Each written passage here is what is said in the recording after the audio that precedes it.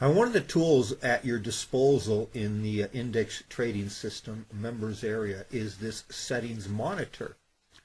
And a lot of people get this confused, and they see the bullish and then they see the bearish.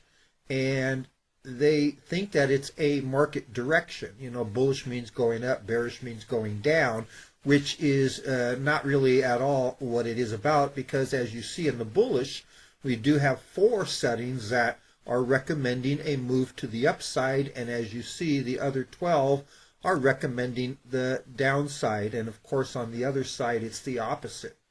But the way this works is whatever one side is in, the other one's doing the other side, and then we have the settings monitor, which monitors the returns, and then it will tell us which one that the market is favoring. So this is more about market behavior rather than a bull or a bear market. All right, so a bull market will look like something like this. We'll have the market will go down, it'll hit support, it'll rise up to resistance, it'll come back down to support, rise up to resistance, back down like this, okay? So that's in a bull market. And in a bear market, you're going to see something where it goes straight down like this, and then it'll be coming like straight up like that. So this is the difference between a bull and a bear market.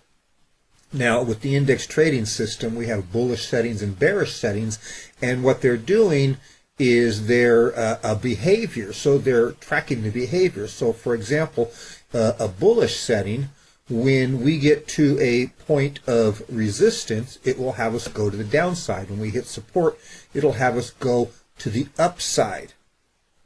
Does that make sense? So it's going to go up and down like this. Now, if we were to use a bullish setting in a bear market, as it's coming down and we find this support, it would have us go to the upside. But in a bear market, it's fueled by greed, and so it breaks through that. And then you might even have another support level that you would think, oh, it should bounce off this and go up. But no, it just keeps going down, and nobody knows where the bottom is. And then after it does hit the bottom, it may go right back up, like funny where it just went straight down 36% and straight back up. Now, also in the bear market, the market goes straight up, because once prices get really low, then the greed kicks in. Hey, everything's really cheap, and so you have this huge buying. And so if we were using a bullish setting, when we got to this this resistance right here, we would be going down, and that's why the bullish setting doesn't work, because our bearish setting has us going up. So the bearish setting, what it does is when we're coming down and we find this support here, the bull setting would have us go up, but the bearish is doing the opposite. It'll have us going down. So it'll be saying buy TZA right here. You know, let's profit off the downside. Now we get to this next one. It's going to say, yeah, let's buy more TZA. So it's going to keep in this for as long as the market just keeps going straight down. Whereas over here you have limits of how much you're going to be in before it switches directions. Does that make sense? So, and then another thing with the bearish setting too, as things are rising, right here with the bull setting, you would expect it to come back down, but the bear setting will say, no, keep going to the upside. And so it will keep going. It's not going to try to guess where the bottom or the top is.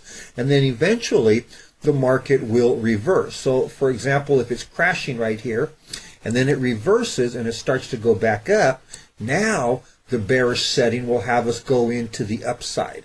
It's waiting to see that move, that turn, before it does it. And then it'll stay in that upside as long as it keeps going up. And then eventually the upside will start to go down, and then it's going to say, hey, now's the time to get into the downside.